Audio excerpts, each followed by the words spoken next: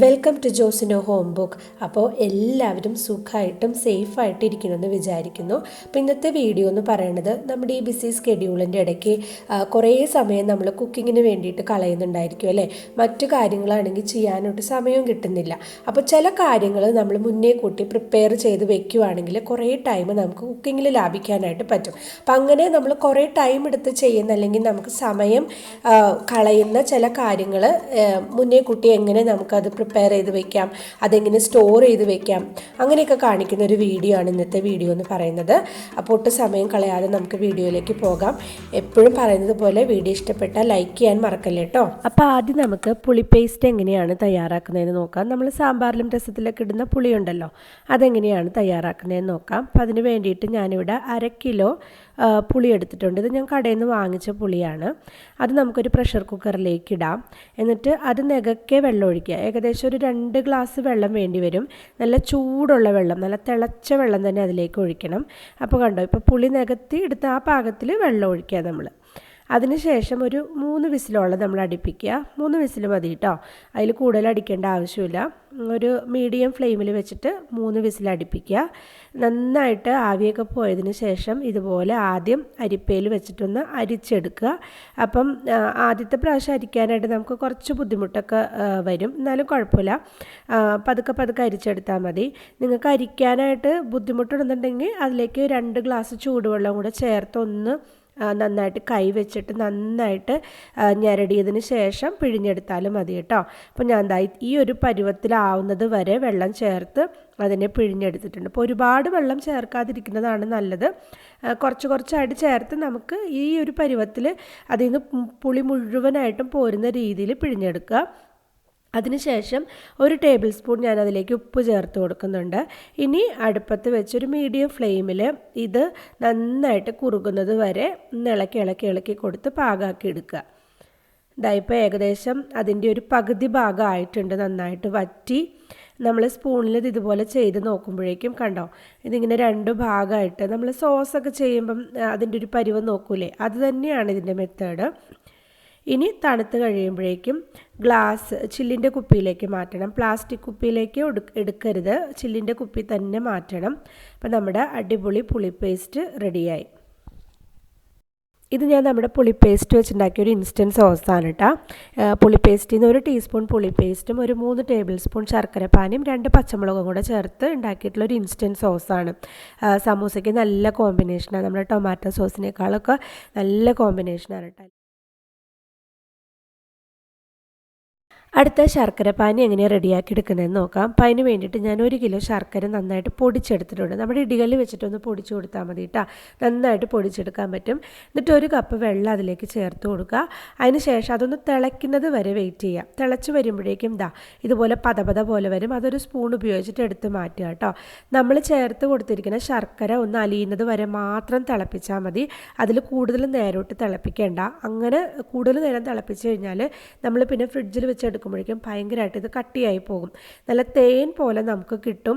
അത് ഈ ശർക്കര അലിയുന്നത് വരെ തിളപ്പിച്ചാലാണ് അങ്ങനെ തേൻ പോലെ നമുക്ക് കിട്ടണം കേട്ടോ.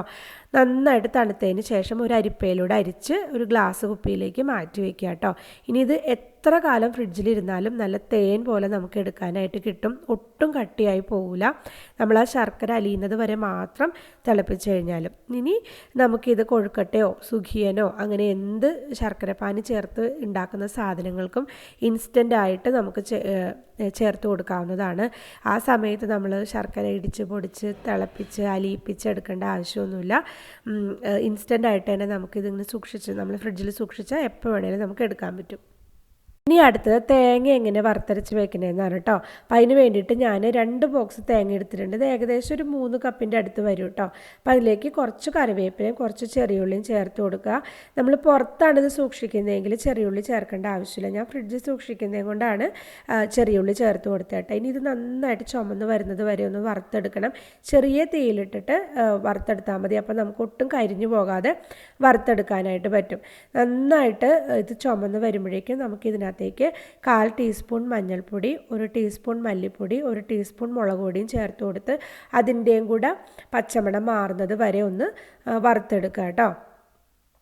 നമ്മുടെ കയ്യിൽ വെച്ചിട്ട് തിരുമ്മി നോക്കുമ്പോഴേക്കും നമുക്ക് നന്നായിട്ട് ഇത് പൊടിഞ്ഞ് കിട്ടും. അതാണ് ഇതിൻ്റെ കറക്റ്റ് പാകം എന്ന് പറയണത് കേട്ടോ. ഇതാ ഇപ്പോൾ നന്നായിട്ട് ചുമന്ന് വന്നിട്ടുണ്ട്. ഞാനിപ്പോൾ കാണിച്ചു തരാം. എന്താ കയ്യിൽ ഇതുപോലെ എടുത്തൊന്ന് തിരുമ്മി നോക്കുമ്പോഴേക്കും നന്നായിട്ട് പൊടിഞ്ഞ് കിട്ടും. ഇപ്പോൾ നമ്മുടെ തേങ്ങ നന്നായിട്ട് കരിഞ്ഞൊന്നും പോകാതെ വറുത്ത് കിട്ടിയിട്ടുണ്ട്. ഇനി നന്നായിട്ട് തണുക്കണം കേട്ടോ.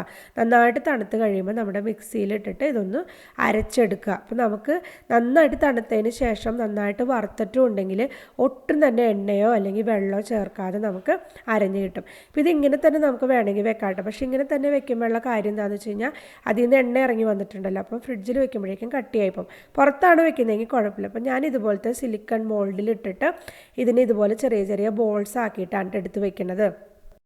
ഇനി ഇതൊരു പാത്രത്തിലാക്കിയിട്ട് നമുക്ക് ഫ്രിഡ്ജിലെടുത്ത് സൂക്ഷിച്ച് വെക്കാവുന്നതാണ് കേട്ടോ. ഫ്രിഡ്ജിലോ പുറത്തോ വെക്കാവുന്നതാണ് കേട്ടോ. അപ്പോൾ ഞാൻ ഉള്ളി ചേർത്തത് കൊണ്ടാണ് ഫ്രിഡ്ജിലെടുത്ത് വെക്കുന്നത്.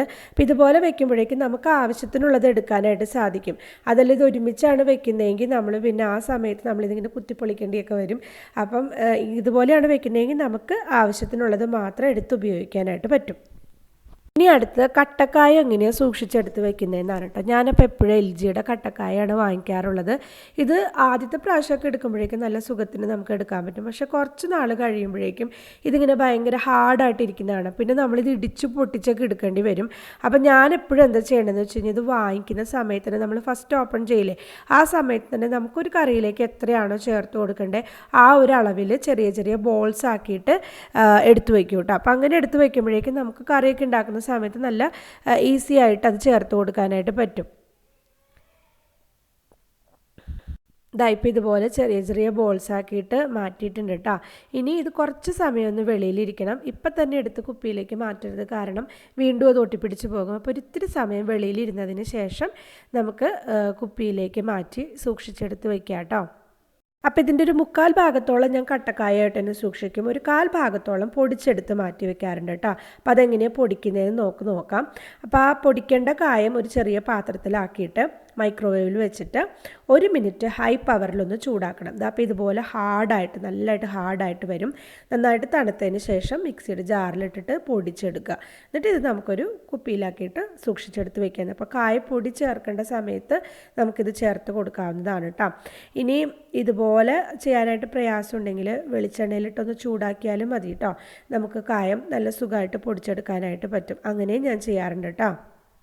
ഇനി ഞങ്ങളുടെയൊക്കെ സൈഡിലേക്ക് പച്ചക്കറികളൊക്കെ ഉലർത്തിയെടുക്കലാണ് കേട്ടോ. മെഴുക്കുവരട്ടിയും തോരനൊക്കെ വെക്കൽ കുറവാണ്.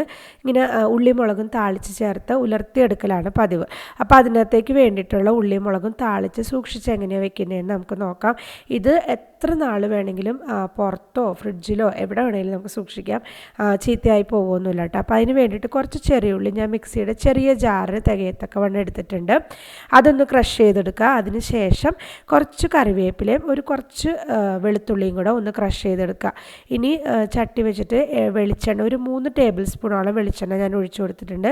അതൊന്ന് ചൂടായി വരുമ്പോൾ നമ്മൾ ഈ ക്രഷ് ചെയ്ത് വെച്ചിരിക്കുന്ന ഉള്ളിയും പിന്നെ കറിവേപ്പിലയും വെളുത്തുള്ളിയൊക്കെ ഇട്ടിട്ട് നന്നായിട്ട് ചുമക്കുന്നത് വരെ അതിനെ ഒന്ന് വഴറ്റിയെടുക്കുക. നന്നായിട്ട് അത് ചുമന്ന് വരുമ്പോഴേക്കും അതിലേക്ക് ഒരു 2 ടീസ്പൂൺ ഇടിച്ച മുളക് പൊടി കേട്ടോ.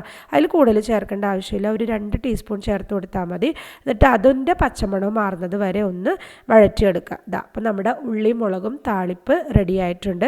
ഇനി ഇത് നമുക്ക് വളരെ ഈസി ആയിട്ട് നമ്മുടെ കറികളിലേക്കൊക്കെ ചേർത്ത് കൊടുക്കാം. ഇതിന് വേണ്ടിയിട്ട് ഉള്ളി പൊളിച്ചൊന്നും സമയം കളയേണ്ട ആവശ്യമൊന്നുമില്ല കേട്ടോ. ഇനി ഒരു കറിയില്ലെങ്കിൽ ഇതിൽ നിന്ന് കുറച്ചെടുത്തിട്ട് അതിലേക്ക് ഒരു ഇത്തിരി പുളിയും ഉപ്പും കൂടെ ചേർത്ത് കൊടുത്ത് നല്ല അടിപൊളി ചമ്മന്തിയും റെഡിയായി. കപ്പയ്ക്കൊക്കെ കൂട്ടാൻ പറ്റിയ നല്ല അടിപൊളി ചമ്മന്തിയും റെഡിയായിട്ടാ. അപ്പോൾ ഇതാ ഞാൻ കാണിച്ചു തരാം. ഞാനിപ്പോൾ ആച്ചിങ്ങപ്പയർ നന്നായിട്ട് വേവിച്ചെടുത്തിട്ടുണ്ട്. അതിലേക്ക് നമ്മുടെ ഈ താളിപ്പ് കുറച്ചെടുത്തിട്ട് ഒരു 3 ടേബിൾ സ്പൂണോളം താളിപ്പ് ചേർത്ത് കൊടുത്ത് ഒന്ന് അതിനിളക്കിയെടുക്കുക. അത്ര പരിപാടിയേ ഉള്ളൂ. അപ്പോൾ നമുക്ക് ആ വേവിക്കേണ്ട ഒരു സമയം മാത്രമേ പോകുന്നുള്ളൂ. അതല്ലാതെ ഈ ഉള്ളിയും മുളകും താളിക്കേണ്ട സമയമൊന്നും പോകുന്നില്ല കേട്ടോ. ഇനി നമ്മൾ ഉണ്ടാക്കിയ സാധനങ്ങൾ കറികളിൽ എങ്ങനെയാണ് ഉപയോഗിക്കുന്നതെന്നും അത് ഏത് രീതിയിലാണ് നമുക്ക് എളുപ്പത്തിൽ പ്രയോജനമാവണമെന്നും നോക്കാം. അപ്പോൾ ആദ്യം നമുക്ക് എളുപ്പത്തിലൊരു സാമ്പാർ ഉണ്ടാക്കണം എങ്ങനെയാണെന്ന് നോക്കാം. അപ്പോൾ അതിന് വേണ്ടിയിട്ട് ഒരു പ്രഷർ കുക്കറിൽ 1/2 കപ്പ് കടലപ്പരിപ്പ് ഞാൻ എടുത്തിട്ടുണ്ട്. അതിലേക്ക് ഒരു കുഞ്ഞു കഷ്ണം കായം ചേർത്ത് കൊടുക്കുന്നുണ്ട്.